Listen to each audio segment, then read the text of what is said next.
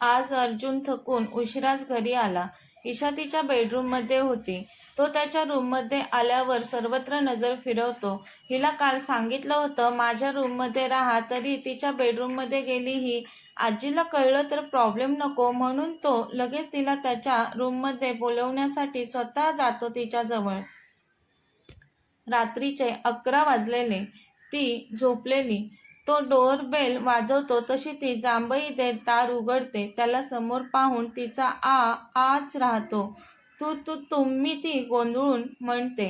तो काही न बोलता त्याची नजर तिच्या पायापासून डोक्यापर्यंत थोडीही विचलित न होता फिरली. तिला कसंच वाटलं त्याला स्वतःकडे असं पाहताना पाहून. असे काय पाहत आहात माझ्याकडे, ती लगेच म्हणाली आणि पटकन रागाने दरवाजा लावू लागली. तसं त्याने दरवाजा पकडला. दरवाजा उघडून सरळ आत घुसला. तुम्ही माझ्या रूममध्ये असं जबरदस्ती नाही घुसू शकत, ती रागवून म्हणाली. तिने पटकन त्याच्या दंडाला पकडलं. त्याला रूमबाहेर काढण्यासाठी रागातच ओढू लागली. तो नजर रोखून तिच्याकडे पाहत होता. ती त्याला हलवू शकली नाही, पण त्याची नजर पाहून तिने पटकन त्याचा हात सोडला. गोंधळली. खूप सॉरी. प्लीज तुम्ही जावा रूमबाहेर, म्हणाली ती. आणि तू नाही येत माझ्यासोबत, तो म्हणाला तिला. ती अतिशय रागात मी का येऊ तुमच्या रूममध्ये, फणफणत म्हणाली त्याला. सांगितलं होतं ना काल, आजीसाठी एकत्र राहायचं आहे आपल्याला. मी नाही येणार, जावा तुम्ही, ती म्हणाली. नाही येणार, ठीक आहे, बोलून त्याने पटकन तिला 2 हातांवर उचललं. अहो काय करता हे, सोडा मला खाली, ती मोठ्याने म्हणाली. तो आवाज करू नको, आजी जागी होईल, तिच्याकडे पाहत म्हणाला. ती त्याच्याकडेच पाहत होती. आता म्हणाली, मी येते तुमच्या रूममध्ये स्वतः चालत, सोडा मला. पण त्याने तिचं काही न ऐकता तिला तसंच उचलून त्याच्या रूममध्ये घेऊन आला. तिला अलगद बेडवर ठेवलं. ईशाने सुस्कारा सोडला. ती बेडवरून उठली पटकन. कुठे निघालीस, तो लगेच त्याच्या करारी आवाजात म्हणाला. ती काही न बोलता सोफ्यावर बसली. तिच्या झोपेचं खोबरं केलं होतं त्याने.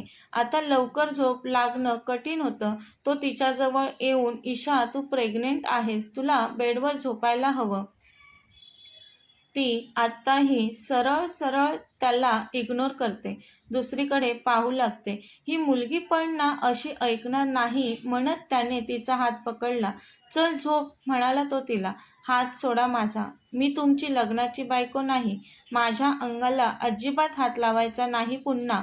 जर माझ्याजवळ येण्याचा प्रयत्न केला तर मी आपल्यातील कॉन्ट्रॅक्ट विसरून निघून जाईल. दूर राहायचं माझ्यापासून, ती एका दमात म्हणाली त्याला. लग्नाची बायको नसलीस तरी कॉन्ट्रॅक्ट बायको आहेस माझी. आपलं कॉन्ट्रॅक्ट संपत नाही तोपर्यंत आपल्याला चांगले नवरा बायको असण्याचं नाटक करायचं आहे. हो माहिती आहे मला, पण ते फक्त आजीसमोर. आपण दोघे रूममध्ये असताना नाही. तो म्हणाला. ठीक आहे, तू झोप बेडवर, मी सोफ्यावर झोपतो. काही गरज नाही, मी झोपते सोफ्यावर. तुम्ही झोपा तुमच्या बेडवर. ती सोफ्यावर झोपली लगेच. तो बेडवर जाऊन बसला. तिच्याकडेच एकटक पाहत होता खूप वेळ. ती सतत हालचाल करत होती. झोप नव्हती येत तिला. ती उठून बसली. शी, झोप नाही येत मला. किती छान झोप लागलेली मला, पण हा माणूस आला याने माझी झोपमोड केली. ती मनात बोलत होती तेव्हा तिचं लक्ष त्याच्याकडे जातं. तो तिलाच एकटक पाहत होता. ती उगीचच पाणी पिण्यासाठी उठली. नाटक करत होती तहान लागण्याचं. टेबलवरील बॉटलमधून थोडंच पाणी पिते आणि पुन्हा झोपते. झोप येत नव्हती म्हणून तो काय करतोय ते पाहण्यासाठी काही वेळाने डोकं वर करून त्याच्याकडे पाहते. तो अजूनही तिच्याकडेच पाहत असतो. ती पटकन डोकं खाली घेते. त्याने पाहिलं मला. त्याच्याकडे पाहताना काय विचार करेल तो माझ्याबद्दल. मी मूर्ख आहे. काय गरज होती त्याच्याकडे पाहण्याची, ती स्वतःच्या डोक्यात टपली मारत म्हणाली. तो मात्र दंग होऊन तिच्याकडेच पाहत असतो. पहिल्यांदाच त्याला मुलगी आवडली ईशा. तो तिच्या प्रेमात पडलेला आता. कोणत्याच मुलीबद्दल त्याला कधी आकर्षण नव्हतं वाटलं. पण हिच्याबद्दल एक वेगळीच भावना त्याच्या मनात निर्माण होत होती. ती त्यालाही कळत नव्हती. तिच्याबद्दल आपुलकी, प्रेम वाटत होतं त्याला, पण तो तिच्या प्रेमात आहे हे त्याचं त्याला कळत नव्हतं. आता तिने डोळे मिटले. ती झोपली समजून तो उठला. तिच्या समोर दुसऱ्या सोफ्यावर बसला. फक्त एकटक तिच्याकडे पाहत होता. आजी सोडली तर तो कधीच कोणाची काळजी न घेणारा अचानक त्याच्याही नकळत तिची खूपच काळजी करत होता. ही किती अवघडून सोफ्यावर झोपले. खाली पडली तर ही प्रेग्नेंट आहे या विचाराने घाबरून त्याने कसलाच विचार न करता तिला हळूच उचलून अलगद बेडवर ठेवलं. तिच्याकडे पाहत तोही काही अंतर ठेवून बेडवर झोपून जातो. दुसऱ्या दिवशी सकाळी त्याला जाग आली तेव्हा ती त्याच्या अगदी जवळ झोपलेली, त्याच्या अंगावर हात ठेवून. तो तिला आवाज देणारच होता, ईशा, पण शब्द तोंडातच राहतात त्याचे. प्रेग्नन्सीमध्ये खूप झोप येते मुलींना. मी गुगलवर पाहिलंय, तो मनात म्हणाला. तिचा निरागस सुंदर चेहरा स्वतःजवळ पाहून तो न राहून तिच्या कपाळावर ओठ टेकवणार आता, तेवढ्यात तिने हालचाल केली. तो पटकन मागे झाला. तिने डोळे उघडले आता. स्वतःला जवळजवळ त्याच्या मिठीत पाहून ती मोठ्याने ओरडली, तुम्ही? आणि पटकन उठून बसली. मी तर सोफ्यावर झोपलेली, मग बेडवर कशी आली? ती रागाने लालबुंद झाली लगेच. मी आणलं तुला बेडवर. तू पडणार होती सोफ्यावरून खाली म्हणून. मी पडली असती तर लगेच मेली नसती, ती पटकन म्हणाली. पण तो काय म्हणालीस आता तू? खूप मोठ्याने तिचे दोन्ही खांदे पकडून तिच्या डोळ्यात नजर रोखून म्हणाला. एक क्षण तिचं हृदय धडधडायचं थांबलं. अतिशय दचकली ती त्याच्या मोठ्या आवाजाने.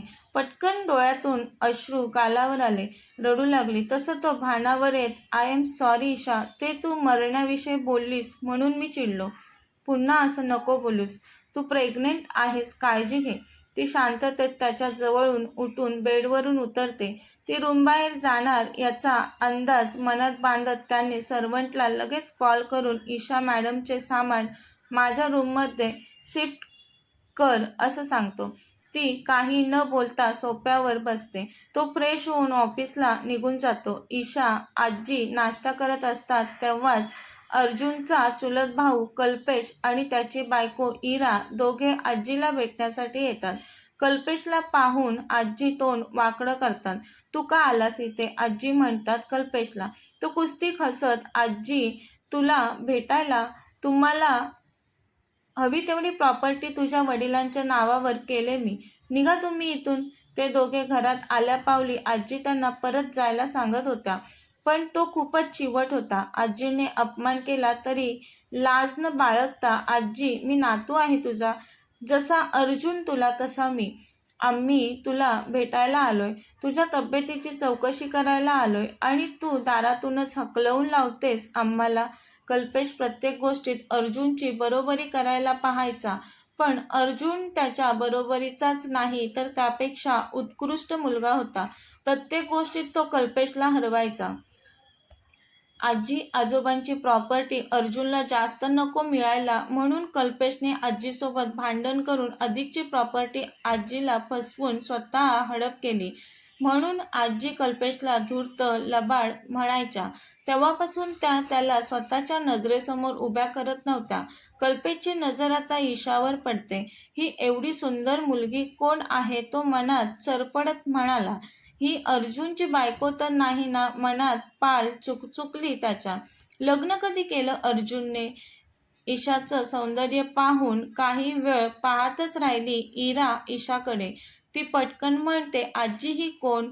तुम्हाला काय करायचं आहे त्याच्याशी? निघा तुम्ही, नाहीतर मी सिक्युरिटीला बोलवून तुम्हाला पकडून घराबाहेर काढायला सांगेन, आजी म्हणाली त्यांना. तसं इराने घाबरून कल्पेशकडे पाहिलं. आजी मागच्या गोष्टी सोड ना आता. ही अर्जुनची बायको आहे का? तो म्हणाला. त्याची नजर पाहून ईशा जा तू तुझ्या रूममध्ये, आजी ईशाला म्हणते. हो आजी म्हणून ईशा पटकन रूममध्ये जाते. काय काम आहे तुझं? बोल पटकन आणि निघ. मला बिझनेसमध्ये खूप लॉस झालंय. अर्जुनची नवीन रॉयल स्टार कंपनी त्याला मला द्यायला सांग. मी तुला 4 कंपन्या दिल्या आणि अर्जुनला फक्त 2. अर्जुनने मेहनतीने 2च्या 20 कंपन्या केल्या आणि तुला दिलेल्या कंपन्यांची वाट लावून कंगाल होऊन पुन्हा इथे अर्जुनकडे भीक मागायला आलास. त्याने दया दाखवली तरी मी तुला त्याला काहीच द्यायला नाही सांगणार. सिक्युरिटी, आजी मोठ्याने ओरडते. तसा कल्पेश जातो बोलतो. तिथून निघून जातो तो. काही वेळाने ईशा खाली आली. आजीला म्हणाली, आजी मी जरा बाहेर जाऊन येऊ का? माझं काम आहे. तिला मावशी आणि अमोलची काळजी वाटत होती. ती आता त्यांना भेटायला चाललेली. आजी म्हणाली, जा पण लवकर घरी ये, जास्त उशीर नको करूस. हो आजी, म्हणून ती निघाली. ती आली तिच्या घरी. इकडे बॉस ईशा मॅडम त्यांच्या घरी मावशीला भेटायला आलेत. अर्जुनला लगेच खबर पोहोचली. अर्जुन तिची मिनिटाची खबर ठेवत होता. ठीक आहे, अर्जुन म्हणाला. प्रत्येक गोष्ट कळवत राहा मला. ओके बॉस, समोरून बोलला. कॉल कट झाला. समीर कल्पेश घरी गेलेला. नक्कीच आजीला त्रास द्यायला गेला असेल तो, अर्जुन समीरला सांगत होता. अर्जुन तू शांत हो. कल्पेश आता काहीच नाही वाकडं करू शकणार तुझं. बिझनेसमधला सर्व पैसा बार मुलींवर खर्च करून कंगाल झालाय तो. त्याला तू अजिबात मदत करू नकोस यावेळेस. मी नाही दया दाखवणार आता त्याच्यावर. दाखवली तेवढी खूप झाली. गोड बोलून त्याने माझ्याकडून खूप पैसे उकळलेत. मी भाऊ म्हणून सोडून दिलं, पण प्रॉपर्टी वाटप केली आजीने तेव्हा त्याने त्याचं खरं रूप दाखवलं. हो खरं आहे, समीर म्हणाला त्याला. ती तिच्या घरी पोहोचली तेव्हा तिची मावशी खुश दिसत होती. मावशीच्या चेहऱ्यावरचं समाधान पाहून तीही मनोमन सुखावली. अमोल अभ्यास करत होता. अमोल, ती त्याला आवाज देते तसा अमोल, ताई आलीस तू? कुठे गेलेलीस? तिला बिळगत म्हणाला.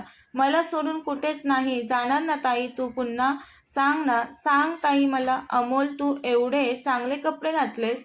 हो ताई, मला खूप आवडलेत. मावशी, तू नवीन साडी नेसलीस. आपल्या रूममध्ये नवीन फर्निचर, सर्व घरातील वस्तू नवीन पाहून ती पाहतच राहिली. मावशी, कोणी दिलं हे सगळं? विचारलं तिने. अगं ईशा, तू त्या अर्जुन महाजनकडे गेलेलीस ना कामाला, त्याच्या माणसाने दिलं हे सगळं. तू काम करतेस तिथे, त्या बदल्यात हे सगळं दिलंय असे म्हणाले ते लोक मला. काय? ती धक्क्याने म्हणाली.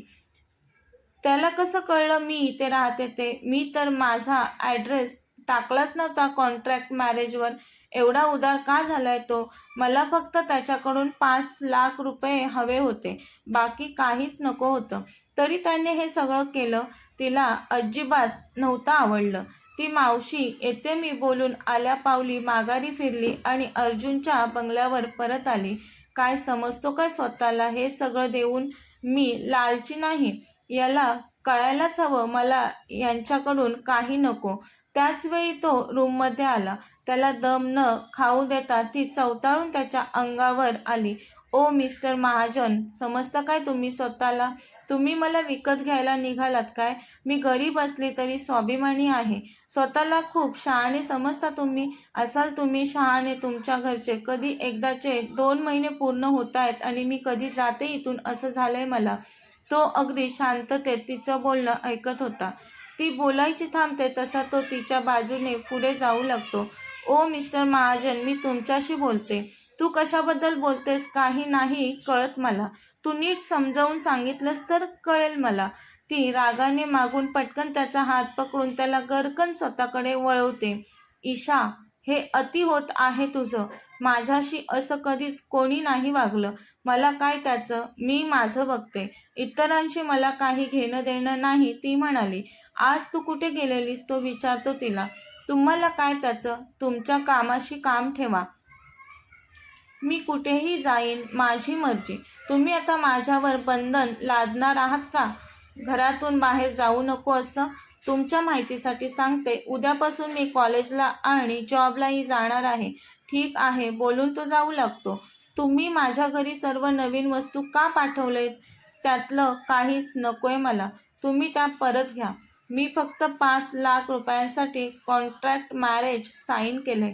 तुम्हाला आमच्यावर दया दाखवण्याची काही गरज नाही. गरीब आहोत आम्ही, भिकारी नाही. ईशा, काय प्रॉब्लेम आहे तुझा? त्या सर्व वस्तू ठेवून घ्यायला आनंदाने दिलेत मी, भीक नाही दिली. तू चुकीचा अर्थ नको काढूस. का करत आहात तुम्ही माझ्यासाठी हे सगळं? प्लीज नका करू. तुमच्या मेहरबानीच्या ओझ्याखाली मला नाही राहायचं. समजतं काय स्वतःला? पैसे आहेत म्हणून काहीही करणार का तुम्ही? समोरच्याची सहमती आहे की नाही याचं काहीच नाही बोलून ती रूमबाहेर पडणारच असते, तर तो तिच्या हाताला पकडून अतिशय रागाने जोरात स्वतःजवळ ओढतो तिला. ती त्याच्या छातीवर आदळते. हे काय करताय तुम्ही? ती चिडून म्हणते त्याला. त्याच्या जवळून सुटून जाण्याचा प्रयत्न करू लागते. तो तिचे खांदे गच्च आवळून तिला स्वतःजवळ ठेवत होता. का करताय तुम्ही अशी जबरदस्ती? दुखते मला खूप, ती बोलते. तू खास आहेस माझ्यासाठी. मी तुला आपलं मानलंय. मी काळजी करतो तुझी. गरज नाही तुमच्या काळजीची मला. 2 महिन्यानंतर तुमचे तुम्ही आणि माझी मी. तुमचे मार्ग आणि माझे मार्ग वेगळे असणार आहेत. तुमचा आणि माझा काही संबंध नाही आणि भविष्यातही नसणार आहे. तो सरळ तिच्या ओठांवर ओठ टेकवतो. तिला किस करू लागतो. ती त्याला प्रतिकार करू लागते. तो सोडत नसतो. खूप वेळ तो तिला किस करत असतो. ती त्याच्या ओठांचा जोरात चावा घेते. ईशा, तो कळवळून म्हणतो. ती अतिशय रागात त्याच्याकडे पाहत असते. तो ओठांवरून अंगठा फिरवतो. त्याच्या ओठातून रक्त येत असतं. ती वळून जाऊ लागते. तो पुन्हा तिच्या खांद्यांना पकडून तिला भिंतीत दाबतो. तुला काय वाटलं? मला काहीच माहिती नाही असं? तुझ्या पोटात माझं बाळ आहे. तू माझ्या बाळाची आई होणार आहेस. ती तर पांढरी फिटक होते. याला कसं कळलं? कोणी सांगितलं? ओ मिस्टर, माझं लग्न झालंय. बाजूला व्हा. जाऊ द्या मला, ती हिम्मत करून म्हणाली त्याला. भीती वाटत होती त्याची खूप, पण ती तसं चेहऱ्यावर दाखवत नव्हती. मी तुला कधीच स्वतःपासून दूर जाऊ देणार नाही. माहिती आहे मला तुझं लग्न नाही झालं. तो तिच्या पोटावर हात ठेवत हे आपलं बाळ आहे म्हणतो. ती त्याला जोरात धक्का देऊन स्वतःपासून दूर करते. हे फक्त माझं बाळ आहे. याच्यावर तुम्ही अजिबात हक्क दाखवायचा नाही. तुमचा काही संबंध नाही. बाळाशी बोलून ती पटकन रूमबाहेर पडते. ईशा थांब म्हणत तो तिच्या मागे येतो आणि तिला पकडतो. ईशा, मी तुझ्यासोबत जे वागलो त्याविषयी मला खरंच खूप अपराधी वाटतं आणि नेहमी वाटत राहील. पण आता मी तुझी आणि आपल्या बाळाची जबाबदारी घेणार आहे. तू नाही म्हणू शकत नाहीस. ती जळजळीत नजरेने त्याच्याकडे पाहून त्याच्या समोरून निघून जाते. कथेचा पुढील भाग पाहण्यासाठी चॅनलला सबस्क्राईब करा. कथा आवडल्यास लाईक, शेअर आणि कमेंट करायला विसरू नका. कथेचे यापूर्वीचे सर्व एपिसोड प्लेलिस्टमध्ये सेव्ह आहेत. पाहिले नसतील तर कृपया पहा. धन्यवाद.